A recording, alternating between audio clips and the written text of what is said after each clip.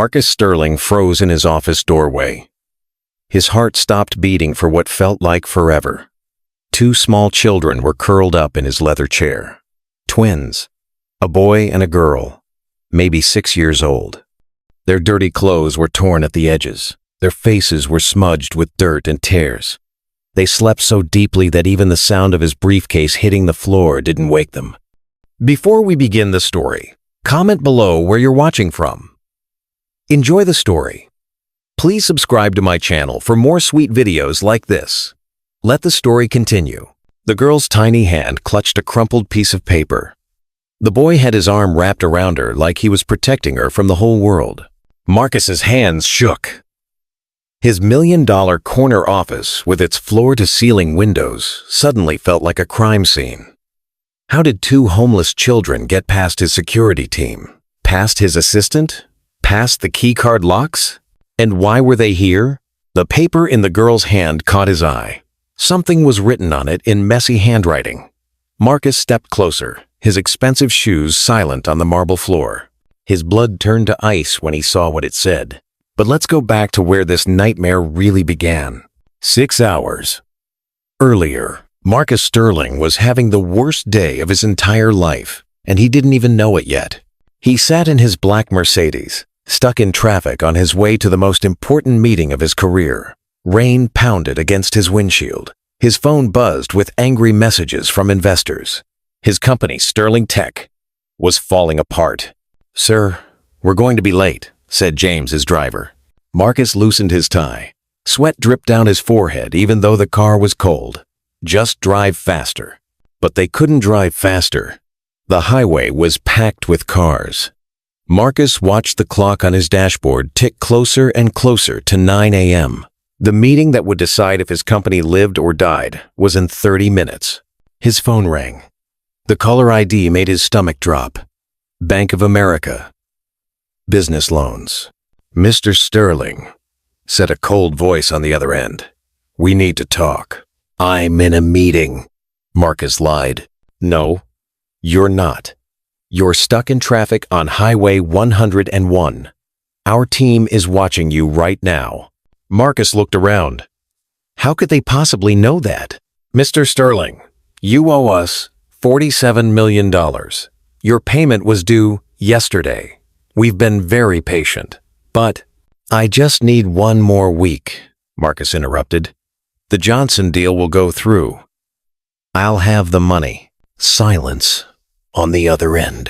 Then, "Mr. Sterling, we both know the Johnson deal fell through 3 days ago. We also know about the Henderson contract you lost last week, and the Morrison account that dropped you yesterday." Marcus felt like he was drowning. How did they know about Morrison? He hadn't told anyone yet. "You have 24 hours to come up with the money, or we're seizing all your assets, including your building, your cars, your house, everything." The line went dead. Marcus stared at his phone. His hands were shaking so badly that he could barely hold them. 24 hours. How was he supposed to find $47 million in 24 hours? "Sir?" James was looking at him in the rearview mirror. "Are you okay? You look really pale." Marcus wasn't okay. He was the opposite of okay. But he couldn't let James see him fall apart. He was Marcus Sterling. He was supposed to have all the answers. "I'm fine," he said. "Just keep driving." But Marcus wasn't fine. His company was dying. His marriage had ended 6 months ago when his wife found out about his gambling problem. He hadn't talked to his parents in 2 years. He had no friends left, only business contacts who would disappear the second his money ran out. For the first time in his adult life, Marcus Sterling was completely alone. His phone buzzed with a text message. "Unknown number. Your office. Tonight. Come alone. Don't call the police, or they disappear forever." Marcus read the message 3 times. What did it mean? Who disappears forever? He called the number back. It went straight to a robotic voicemail. "This number is no longer in service. James, forget the meeting. Take me to the office. Now." "But sir, the investors." "Now." James slammed on the gas. The Mercedes weaved through traffic like a race car. Marcus's mind raced faster than the engine. What was waiting for him at his office? Who had his number? How did they know about his problems with the bank? 20 minutes later, they pulled up to Sterling Tech headquarters. The 40-story glass building gleamed in the morning Sunday. Marcus had built this empire from nothing. He'd started with $1,000 and a crazy idea in his garage. Now he owned the biggest tech company in the state. Or at least, he had owned it until yesterday. "Should I wait for you, sir?" asked James. Marcus looked up at his building. His name was carved in gold letters above the entrance. Sterling Tech. Soon, those letters would be torn down. Soon, someone else would own this place. "No," he said quietly. "Go home to your family." "No." James looked confused. "Sir, it's only 9:30 in the morning. Don't you have meetings all day?" Marcus forced a smile. "Not anymore." He walked through the lobby. The security guard waved at him. "Morning, Mr. Sterling. Beautiful day, isn't it?" Marcus didn't answer. How could he tell the man that in 24 hours they'd both be out of a job? The elevator ride to the 40th floor felt like it took forever. Marcus stared at his reflection in the polished steel doors. His dark hair was messy. His blue eyes looked tired and scared. His expensive suit couldn't hide the fact that he was falling apart inside. When the elevator opened, his assistant, Sarah, jumped up from her desk. "Mr. Sterling, thank goodness you're here. The investors have been calling all morning. They're furious about the missed meeting. And there are some strange things happening today." Marcus's heart skipped a beat. "What kind of strange things?" Sarah lowered her voice. "Well, the security cameras on your floor went out around midnight, and the cleaning crew said they heard voices coming from your office at 3 a.m. But when they checked, no one was there. Did anyone else have access to my office last night?" "That's the weird part," Sarah whispered. "According to the keycard logs, no one entered or left your floor after 6 p.m. But this morning, one of the janitors swore he saw children's footprints in the hallway." Children's footprints.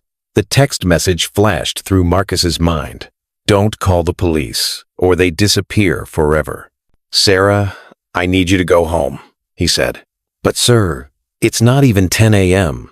I have your schedule completely booked until—" "Cancel everything. Take the day off. Take the whole week off." Sarah stared at him like he'd lost his mind. "Mr. Sterling, are you feeling okay? You're acting really strange." Marcus was already walking toward his office. His keycard shook in his hand as he approached the door. What was waiting for him on the other side? He slid the card through the reader. The light turned green.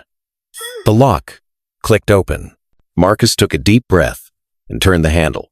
That's when he saw them. Two small children, fast asleep in his chair. Their clothes were dirty and torn. They looked like they hadn't eaten in days. The girl held a crumpled piece of paper in her tiny fist. Marcus stepped closer. The paper had something written on it in shaky, childish handwriting. He could barely read the words, but when he did, his whole world collapsed. "Daddy, we've been looking for you." Marcus stumbled backward like someone had punched him in the chest. The note fell from his shaking hands and fluttered to the floor. "Daddy." That word hit him harder than losing his company. Harder than his wife leaving. Harder than anything that had ever happened to him. But it was impossible. Marcus had never had children. He'd wanted them once, back when he was married to Rebecca. But she'd said they were too busy building the business. Too busy making money. There would be time for kids later. Later never came. The little girl stirred in the chair. Her eyes fluttered open, bright green eyes that looked exactly like Marcus's mother's eyes. The same eyes Marcus saw in the mirror every morning. "Emma, wake up," she whispered, shaking the boy gently. "Someone's here." The boy sat up quickly, his dark hair messy from sleep. He looked around the office with wide, scared eyes until he saw Marcus standing there. "Are you him?" the boy asked in a tiny voice. "Are you our daddy?" Marcus's mouth opened, but no words came out. He felt like he was having a nightmare, but he couldn't wake up. The girl climbed down from the chair and picked up the crumpled note. "We wrote this for you," she said, walking toward him with small, careful steps. "Mama told us to give it to you before she..." She stopped talking and looked down at her feet. "Before she what?" Marcus finally managed to say. The boy answered, "Before she went to heaven." The room started spinning. Marcus grabbed the edge of his desk to keep from falling over. "What are your names?" "I'm Lily," said the girl. "This is my twin brother Jake. We're 6 years old. Our birthday is March 15th. March 15th.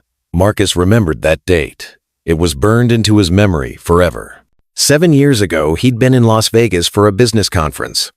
He'd met a woman named Anna at the hotel bar. She had long blonde hair and green eyes that sparkled when she laughed.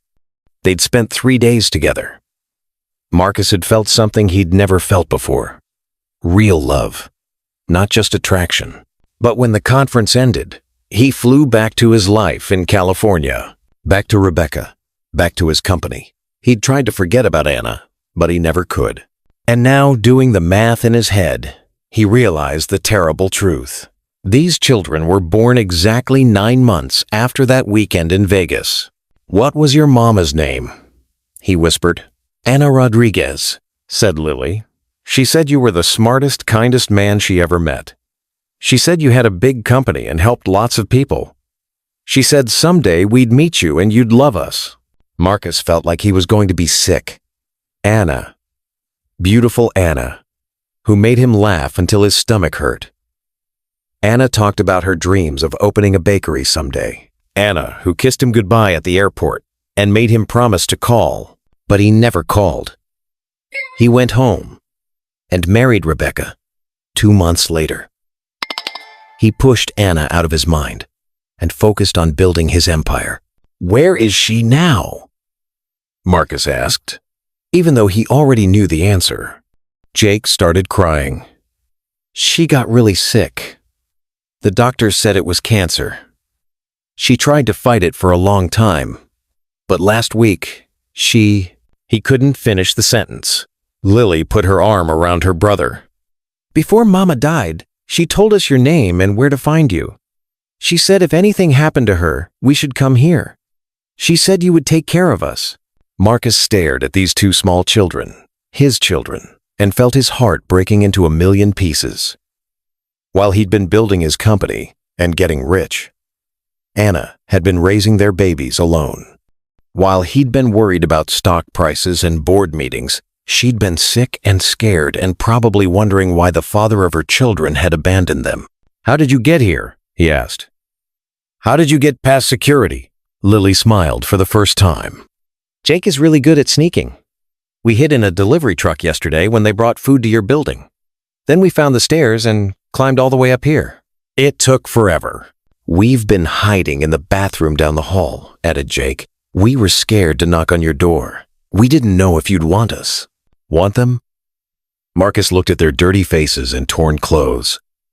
They'd climbed 40 flights of stairs to find him.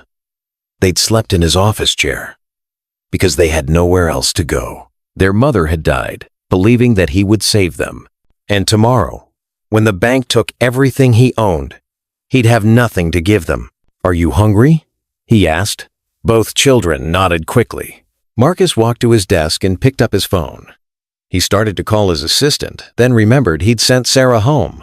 He started to call the cafeteria downstairs, then realized he didn't want other people to see the children yet. Not until he figured out what to do. "Wait here," he said. "I'll be right back." He rushed out of his office and down the hall to the break room. His hands shook as he grabbed everything he could find: crackers, fruit, juice boxes, candy bars from the vending machine. He stuffed his pockets full and ran back to his office. Lily and Jake attacked the food like they hadn't eaten in days, which they probably hadn't. Marcus watched them eat and felt more helpless than ever. These were his children, his blood, his responsibility, and he was about to lose everything. His phone buzzed. Another message from the bank. 23 hours remaining, Mr. Sterling. We suggest you start packing." Marcus looked at the twins, who were sharing a granola bar and smiling at each other. They trusted him. They believed he would save them, just like their mother had promised. But how could he save them when he couldn't even save himself? "Mr. Sterling?" Lily was looking at him with those green eyes that reminded him so much of Anna. "Are you okay? You look sad." Marcus knelt so he was at their eye level. "I need to tell you something. I'm having some problems with my company. Tomorrow, I might not own this building anymore." Jake's face went pale. "Does that mean you can't take care of us?" The question hit Marcus like a punch to the gut. These children had lost their mother. They'd spent days trying to find him. They'd climbed 40 flights of stairs and slept in his office chair because they believed he would help them. And he was about to let them down. Just like he'd let down Anna. "I don't know," he said honestly, "but I promise I'll figure something out." It was a promise he had no idea how to keep. Suddenly, the office door burst open. 3 men in expensive suits walked in like they owned the place. The first man was tall and bald with cold gray eyes. The second was short and fat with a mean smile. The third looked like a bodyguard.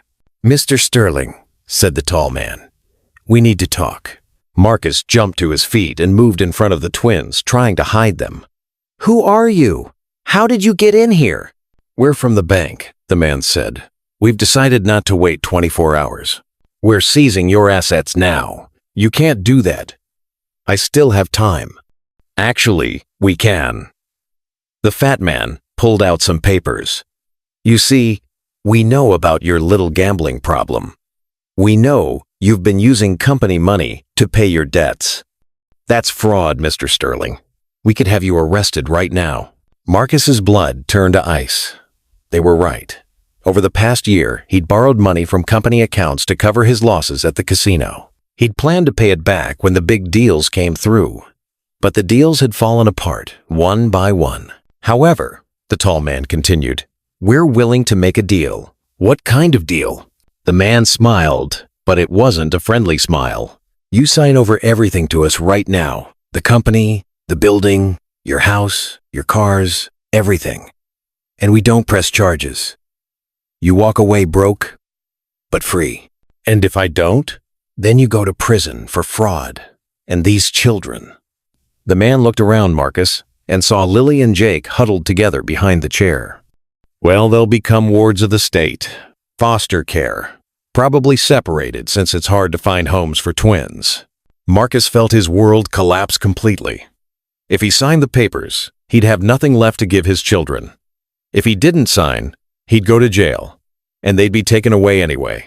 "You have 60 seconds to decide," said the tall man. Marcus looked at Lily and Jake. They were holding hands and staring at him with frightened eyes. They didn't understand what was happening, but they knew it was bad. 55 seconds. Marcus thought about Anna, dying alone while he was probably at some fancy restaurant celebrating another business deal. 50 seconds. He thought about all the years he'd wasted chasing money instead of love. 45 seconds. He looked at his children again. His beautiful, brave children who had climbed 40 flights of stairs to find him. 40 seconds. Marcus made his choice. "I'll sign," he said. "Excellent." The fat man handed him a pen. But just as Marcus was about to put pen to paper, his office phone rang. The caller ID showed a number he didn't recognize. "Don't answer it," said the tall man. But something made Marcus pick up the phone anyway. "Marcus Sterling?" said a woman's voice. "Yes, this is Jennifer Walsh from Walsh, Associates Law Firm. I'm calling about the Anna Rodriguez estate. I have some very important information about your children." The pen slipped from Marcus's fingers and clattered to the floor. "Put the phone down," the tall man demanded. "Sign the papers now, or we'll call the police." But Marcus couldn't move. Something in the lawyer's voice made his heart pound. "Mr. Sterling?" Jennifer Walsh continued on the phone. "Are you there? I'm calling about Anna Rodriguez's final will. She left specific instructions about her children and about you." Marcus looked at the bankmen, then at Lily and Jake, who were watching everything with scared eyes. "I'll call you back," he said quickly. "Wait," the lawyer shouted. "Mr. Sterling, Anna left you something very important. She knew this day would come. She knew you'd need help taking care of the twins." The tall man stepped forward and tried to grab the phone. "Hang up now, Sterling!" But Marcus pulled away. "What did she leave me?" $49 million. The words hit Marcus like lightning. The office went completely silent. Even the bankman stopped moving. "That's impossible," Marcus whispered. "No, it's not," Jennifer Walsh said.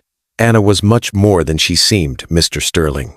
Her family owned Rodriguez Industries, one of the biggest shipping companies in South America. When her parents died 5 years ago, she inherited everything. She was worth over $60 million. Marcus felt dizzy. Anna, the sweet woman he'd met at a hotel bar, had been one of the richest people in the world, but she'd lived so simply. She'd talked about opening a small bakery. She'd never mentioned money. "Why didn't she tell me?" he asked. "Because she wanted to know if you'd love her for who she was, not what she had. After you never called, she decided to raise the children alone. But she never stopped loving you. And she never stopped hoping you'd find your way back to them." Tears started rolling down Marcus's face. Anna had loved him. She'd waited for him. And he'd been too stupid and selfish to see what he'd lost. "Mr. Sterling," the lawyer continued, "I'm reading from Anna's will right now. She wrote, 'If anything happens to me, I want Marcus to have enough money to take care of our children and to forgive himself for the mistakes we all make when we're young and scared.'" The tall bankman suddenly looked very nervous. "Sterling, hang up that phone right now. You're wasting our time." But Marcus wasn't listening anymore. "Where is this money?" "It's in a trust fund," Jennifer explained. "Anna set it up so that if the children ever found you, the money would be released immediately. All I need is for you to come to my office with the twins and sign the paperwork. The money will be in your account within 24 hours. 24 hours. The same amount of time the bank had given him. Anna had known. Somehow, she'd known he would need exactly this amount of money at exactly this time. "There's one more thing," the lawyer said. "Anna recorded a video message for you. She wanted you to see it before you made any big decisions about the children's future." Marcus looked at Lily and Jake. They were still holding hands, still watching him with those green eyes that reminded him so much of their mother. "Can you play it now?" he asked. "I can email it to you right now, if you give me your address." Marcus rattled off his email. Within seconds, his computer chimed with a new message. "Sterling," the fat man shouted, "stop playing games and sign these papers." But Marcus was already clicking on the video file. The screen filled with Anna's face, older than he remembered, thinner from the cancer, but still beautiful. She was sitting in what looked like a hospital room, wearing a blue gown and a brave smile. "Hi, Marcus," she said on the video. "If you're watching this, it means our babies found you. I'm so proud of them for being brave enough to look for their daddy." Lily gasped. "Mama!" Both twins ran to the computer screen. Jake pressed his small hand against his mother's face on the monitor. "I know you're probably confused and scared right now," Anna continued. "I know you're wondering why I never told you about the money, why I never called you after Vegas. The truth is, I was scared too.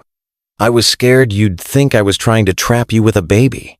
I was scared you'd only stay with me because of the money." Marcus felt like his heart was being ripped apart. "Anna, I'm so sorry," he whispered to the screen. "But I need you to know something, Marcus. Those 3 days we spent together were the happiest of my life. You made me laugh like no one ever had. You listened to my dreams like they mattered. You made me feel like I was worth loving." The bankmen were getting angrier by the second. "Sterling, if you don't sign those papers in the next 60 seconds, we're calling the FBI." But Marcus couldn't look away from Anna's face. "I know you're probably in trouble right now," she said, like she could see into the future. "I know because I've been watching your company from far away. I know about the gambling, Marcus. I know about the money problems. And I know that deep down, you're a good man who made some bad choices." How could she possibly know all that? The money I'm leaving you isn't just for the twins, Anna continued. It's for you too. It's so you can stop running from yourself. Stop trying to fill the empty spaces with bets and deals and things that don't matter. What matters is love, Marcus. What matters is family. Lily was crying now. I miss Mama so much. Anna seemed to look right at her daughter through the screen. Take care of each other, my babies. And take care of your daddy. He's going to need you just as much as you need him.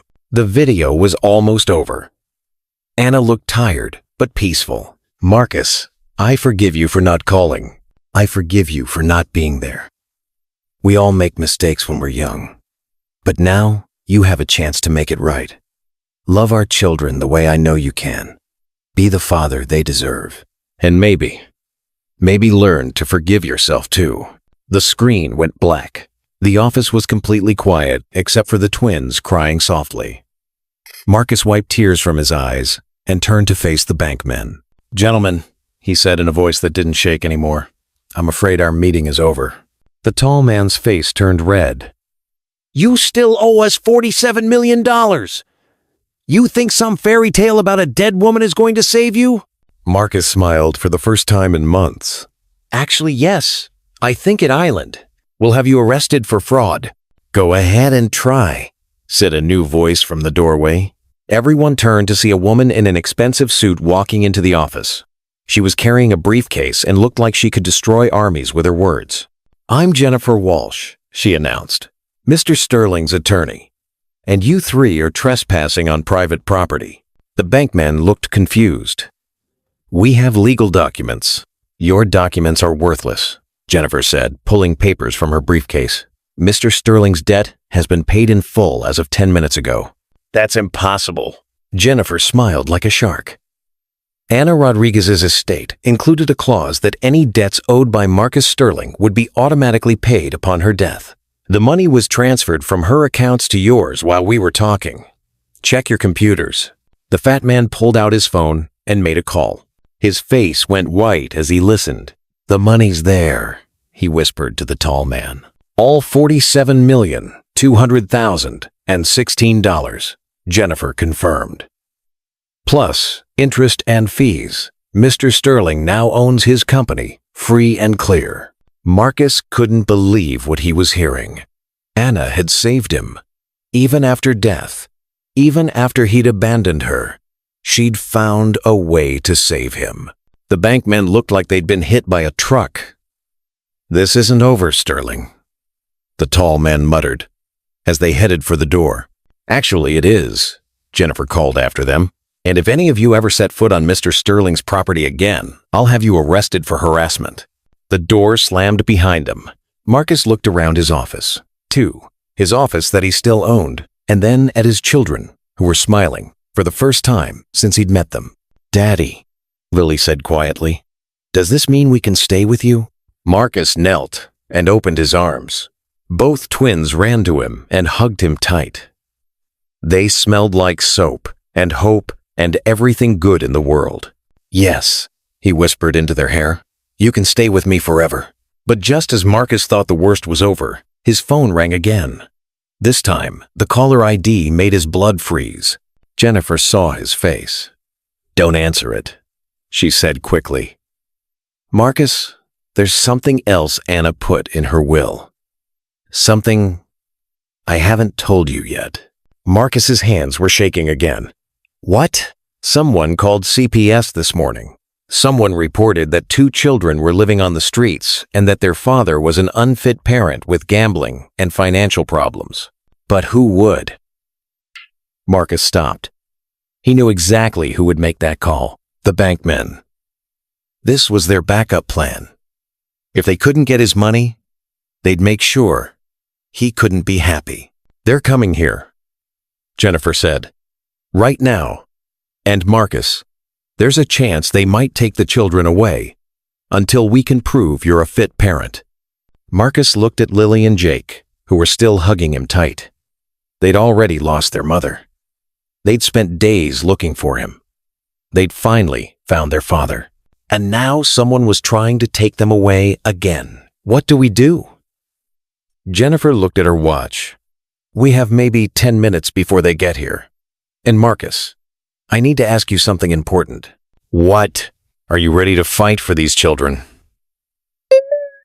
Because if CPS takes them now, it could be weeks or months before we get them back. Are you ready to prove that you can be the father Anna believed you could be? Marcus looked into his children's eyes.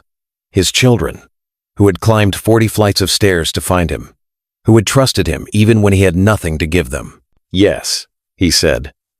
I'm ready to fight. But as sirens wailed in the distance, getting closer and closer, Marcus wondered if being ready would be enough. The sirens stopped right outside the building. Marcus held Lily and Jake tighter. Listen to me, he said quietly.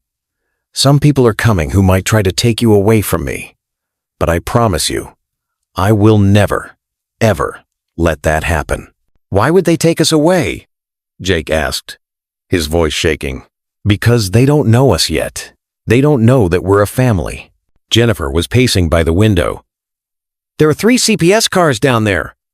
And, oh no, they brought police backup. Marcus's heart sank. This wasn't just a routine check. Someone had told them he was dangerous. Daddy, I'm scared, Lily whispered.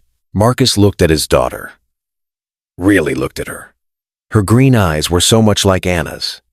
But they had his determination in them too. This little girl had survived losing her mother. She'd convinced her brother to walk across the city to find a father they'd never met. She was braver than Marcus had ever been. You know what, he said. I'm scared too. But we're gonna face this together, okay? Heavy footsteps echoed in the hallway outside. Multiple people were coming. Mr. Sterling, Jennifer said urgently, before they get here, you need to know, Anna left one more thing for you. Something she said would prove you're ready to be a father. What is it? Jennifer pulled a small envelope from her briefcase. She said to give this to you only if someone tried to take the children away. Marcus opened the envelope with shaking hands. Inside was a single photograph and a handwritten note. The photograph showed Anna holding 2 babies in a hospital bed. She looked exhausted but happier than Marcus had ever seen her. On the back, someone had written, Lily and Jake Sterling Rodriguez, born March 15th, 3:47 a.m. and 3:52 a.m. Sterling Rodriguez. She'd given them his name, even though he'd never been there. The note was in Anna's handwriting. Marcus, if you're reading this, it means our children are in danger and you're the only one who can save them. I know you think you don't know how to be a father. But look at this picture. Look at how much love I have for them. That love is inside you too. You just have to choose to let it out. The children don't need a perfect father. They need you. Fight for them like I know you can. Love, Anna. Loud knocking interrupted his thoughts. Marcus Sterling, this is Child Protective Services. Open the door. Jennifer straightened her suit. Remember, let me do the talking. Don't get emotional. Don't argue. Just show them you love these children. Marcus stood up, still holding the twins' hands.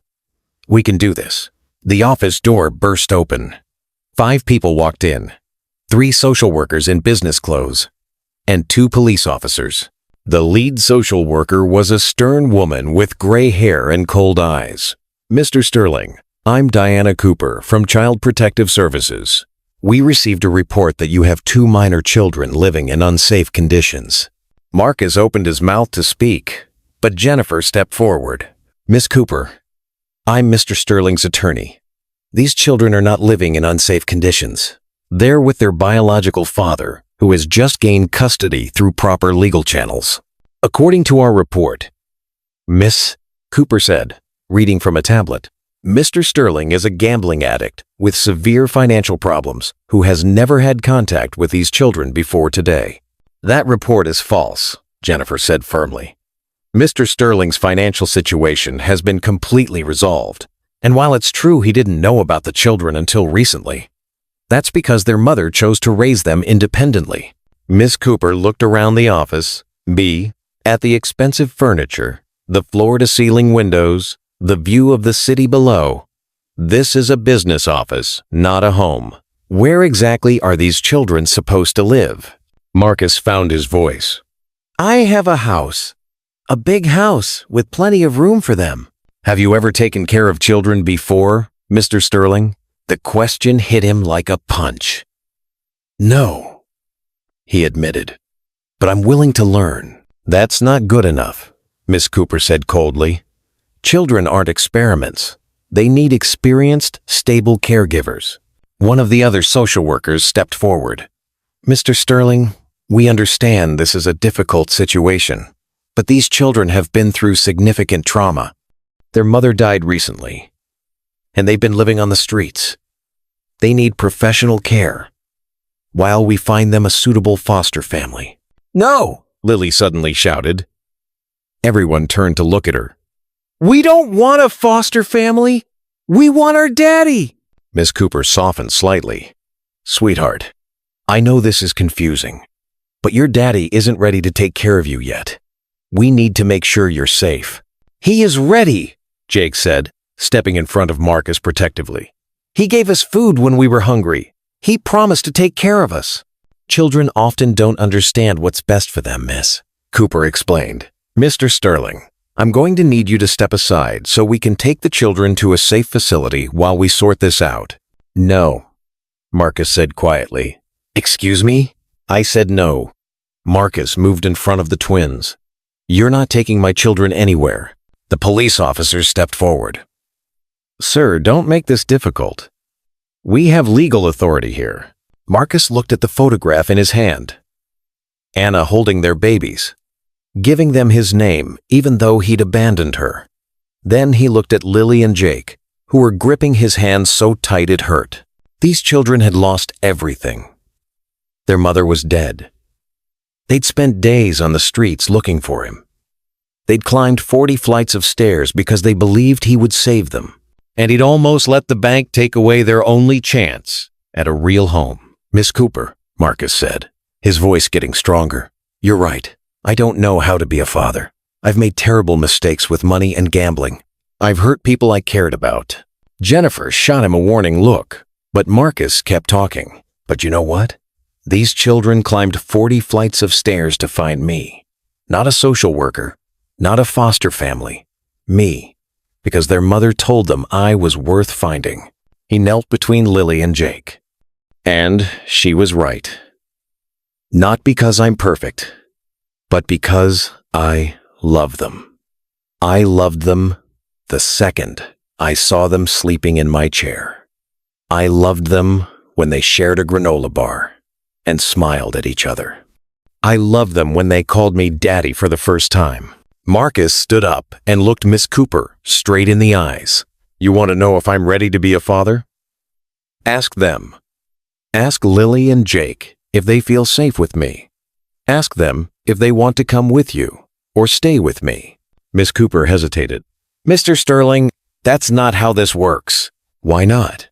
Marcus interrupted. Aren't you supposed to do what's best for the children? Then ask them what they want. The room went quiet. Even the police officers looked uncertain. Finally, Miss Cooper knelt in front of the twins. Lily, Jake, she said gently, I know you want to stay with your father. But sometimes, grown-ups need time to learn how to take care of children properly. We have nice families who could take care of you while your daddy gets ready. Lily looked up at Marcus, then back at Miss Cooper. Lady, she said in her small, serious voice, my mama died. We don't have anybody else in the whole world except our daddy. If you take us away from him, we'll just run away and come back. We'll keep running away until you let us stay. Jake nodded firmly. We already lost our mama. We're not losing our daddy, too. Miss Cooper looked surprised. She'd probably never had children fight so hard to stay with a parent. Children, she said carefully. How do you know your daddy will take good care of you? Lily smiled. Because when we were hungry, he got us food, even though he looked really scared. And when those mean men came, he protected us.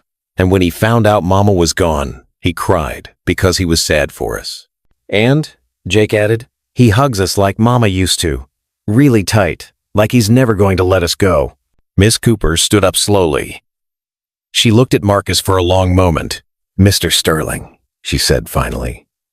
"Child services will need to do regular check-ins, home visits, interviews. Any sign that these children are not being properly cared for, and we will remove them immediately." Marcus felt his heart stop.